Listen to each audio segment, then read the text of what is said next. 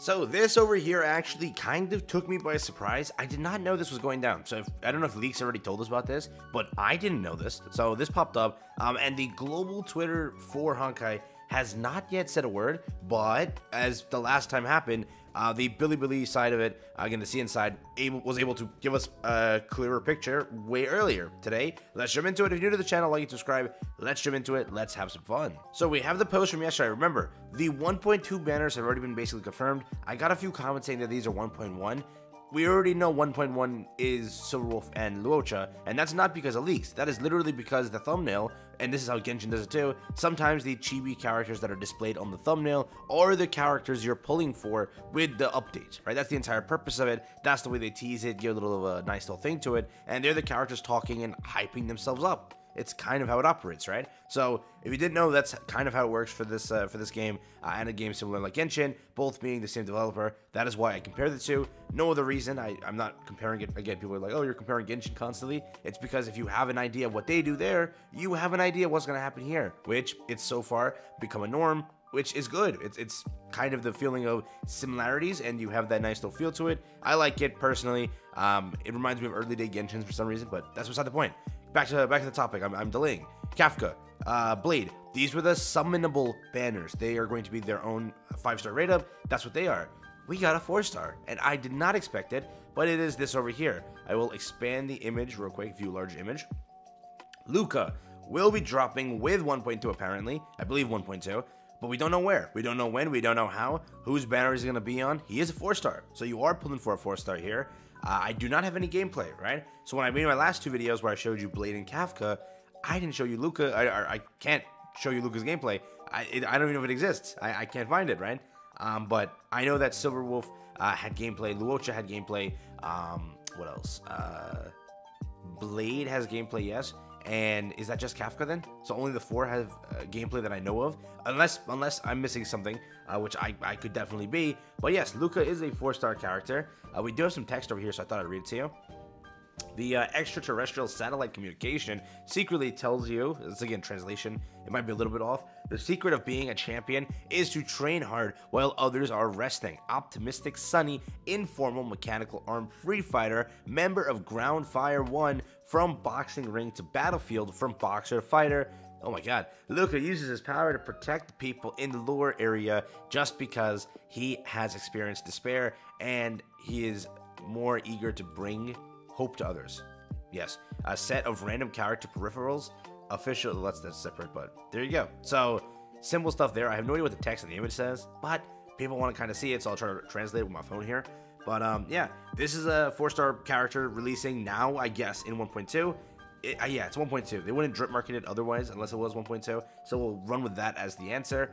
Though again, I have no idea what they're going to do because again, I don't know. I've not been keeping up with leaks. I kind of gave up for a little bit on leaks just because why not? But yeah, I don't know if we know where Yukong's going to drop. Is she going to drop on Silverwolves? Is she going to drop on Luochas? Is she going to drop in the first part of the update, second part of the update, and again on which banner as just mentioned? So again, that entire theory of, oh, where is Luca going to pop up? Again, a lot of people do like this character, all right? So when that comes down to it, I'm going to take a picture of the translation. But when that comes down to it, it may make the banner you were wanting to pull for less likely to be pulled for you, or more likely, right? Let's say Luca pops up on Kafka, you wanted Kafka, you're pulling potentially a pretty good 4-star character, which is great. Or if it pops up on Blade and you weren't likely to pull in Blade and you like Luca, well, looks like you're more likely to pull in Blade, right? So it is good, but it depends on which character banner it lands on. If it lands on Kafka, and again, I'm not saying any bias here, Kafka lovers are very vocal. Unless you Blade lovers out there exist, you're not vocal. There's so many Kafka lovers in my comments, and every single day it's like a Kafka like horde, and they're like, oh, Kafka it is. So the only comments that I really see people saving for personally are Silverwolf and Kafka. I really haven't seen that much hype for Blade in comparison, being like, I want to summon for Blade really badly, right? So again, we don't know what's going to happen. If this pops up on Kafka, it certifies Kafka lovers getting another 4-star. If it pulls them on Blade, it makes you want to pull in Blade because a lot of people aren't more inclined to, yeah? But the text does say, secretly tell you the secret of being a champion is to train hard while others are resting. Now we know that. Okay, that was simple. All that translation work for nothing. Okay, But yeah, again, what's he gonna pop up on? We don't know. Again, I already went over everything with Blade. He is a 5-star character, releasing at, we don't know, first part, second part, but again, 1.2. You have to go through Luocha first. Everyone keeps commenting like, I can't wait, he's coming next. Luocha, you gotta go through Luocha, you gotta go through Silverwolf, you gotta go through those banners first. And again, 1.1 has already confirmed this for you, that's gonna happen. Just let me show you real quick. Here, I keep showing this. If you clearly see here, I'll try to crop it properly, but if I zoom in a little bit, that's Silverwolf, that's Yukong, that's Luocha. They wouldn't pop up on that. It's a marketing strategy. I don't know why it's come up to the thing, like, and again, the Bilibili site has shown it to you. The only thing is, Global hasn't drip marketed for both Luca and these 3 characters. I don't know why. Also the Global what is it, side of it, like everything, like not just the Twitter, but everything. They have not marketed this at the slightest for some reason, right? But they did for 1.2. So again, I think that's why people also will say that all the information floating around about these 3 characters existing is wrong. But yeah, also, I may be live for this. If you would like to tune in, it will be a blast. It's going to be at 4:30 a.m. my time, so it's going to be a little bit of a hell thing to stream, but I'll make do with it. I streamed Grand Cross, anniversary stream at like 2 or 3, so it's the same thing. We'll jump into it. We'll have a blast if you would like to. We'll see what the events are. We're going to get codes, gifts, rewards, events, banner information, and structure of when they're going to release. All of that's going to be announced this stream, so I do hope you're ready for it. It is going to be pretty good, okay? So again, this is the drip marketing. What we just got, 1.2. This is 1.1. We have to go through 1.1. Then we'll get to 1.2. If you love Kafka, you may be saving for 6 to 9 weeks.